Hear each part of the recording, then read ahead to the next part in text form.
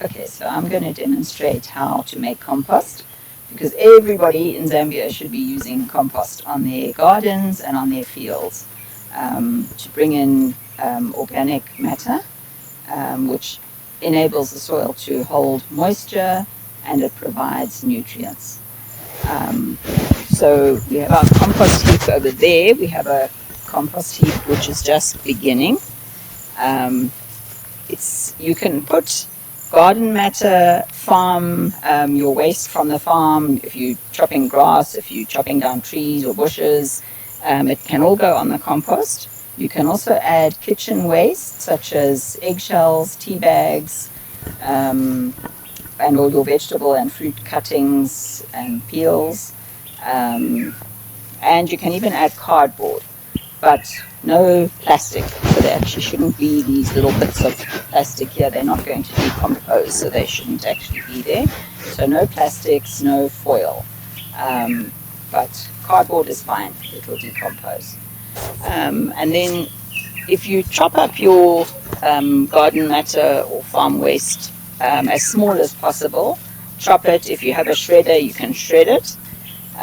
So what we do is we put the initial layer about 20 centimeters high of sticks. So here you can actually see some sticks on top. This actually needs to be turned over now.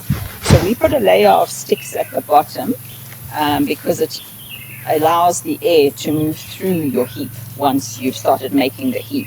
And it will keep the ventilation going, it will keep the heat moving through the heap. So we put sticks at the bottom and then put a layer of garden waste, about 20 centimeters chopped up, and then add some manure. It can be any cattle manure, chicken manure, whatever manure you've got on the farm.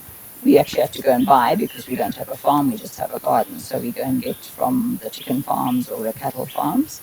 Put just a thin layer of manure and then put another layer of waste. And then you keep doing that to make your heap.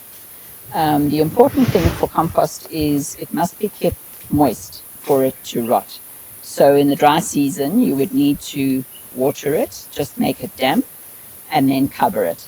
I cover it with plastic sheeting, but you can use sacks if you've got cement bags, sacks from your animal feed that you maybe buy for the farm. Stitch them together and cover the heap. And if you have none of that available out on your farm, if you're very far out in a rural area, then you can use the clay soil from the termite mounds and put that on top of your heap to keep the moisture in and to build up nice heat so that it rots nice and quickly. So make your layers. You can, as you're building up your layers, keep it covered, keep it damp, and then just keep adding until you have a nice size heap. If you find that you're adding too much new stuff on top and you've got lots of rotting material at the bottom, you turn the heap over, and then what's at the top will now be at the bottom, and then it carries on rotting. And if it's damp, being kept damp, obviously in the rainy season you can leave your heaps open, you don't need to cover them if we're getting regular rain, and then it sits and rots. The more manure you put on, the quicker it's going to rot. So if you have lots of manure available, then add a thicker layer of manure and then add some more material. Over this side I've planted some comfrey. And if you can see the plants over there. It's a medicinal herb, but you can use it. It's very good for helping the compost to rot as well. So you could put manure and then another layer of material and then some comfrey leaves. You can literally plant a field of comfrey. It's also very good to actually just add in your fields for additional nitrogen. And you can make a tea with it. So a tea for plants for the garden or for the farm. Put leaves into a bucket of boiling water, let them soak overnight, and then take that tea and add it in water and water your plants or your fields to add nitrogen. Okay, so then you've got your heap rotting. When the heap is rotting, it should build up a lot of heat inside. So I demonstrated over here. We actually felt when we uncovered this heap, if you just put your hand here, you can actually feel the heat that's building up. And if you push your hand inside, it's actually very hot inside there.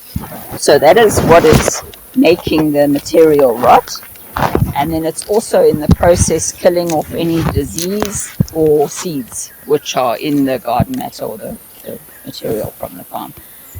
So it'll kill off weed seeds or any seeds, obviously, that you don't want to now stop growing in your fields or in your garden.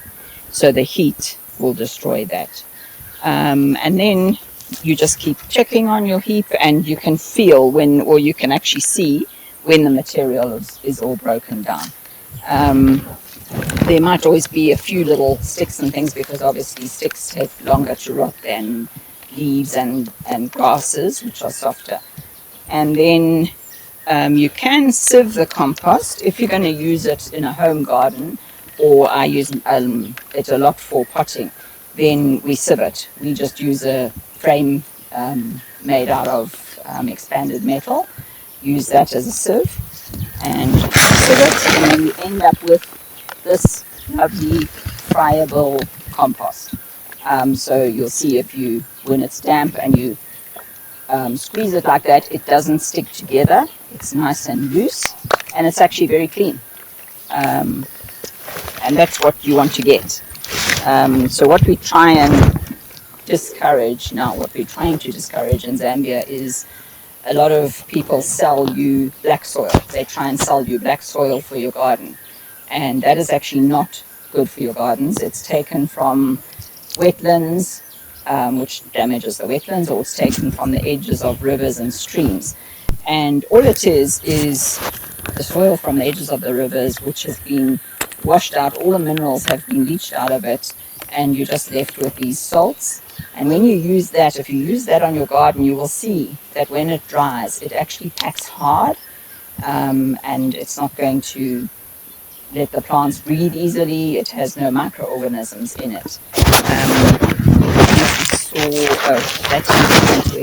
So these compost heaps, if you go through them, will be full of earthworms. I'm going to demonstrate. Then see if there's some earthworms. We saw some here. There's little beetles. Where have they gone now? Oh, don't see them. There we are. There's earthworms moving. There we are. There's some. I just see them. So there's lots and lots of earthworms in here. There's one. It's going down. Whoa, broken. Anyway, the long pink earthworms. So that's what you want to see in your compost, is these pinky earthworms. And they are absolutely brilliant. They are little miracle workers in the soil. They give life to the soil. They go down into the soil and they actually aerate the soil. They're really good. They remove toxins from the soil. They do all sorts of wonderful things, and that's what you want to encourage. So gardeners or farmers should never get confused with earthworms thinking that they some kind of pest. They are absolute little miracle workers in the soil, and that's what we want to encourage.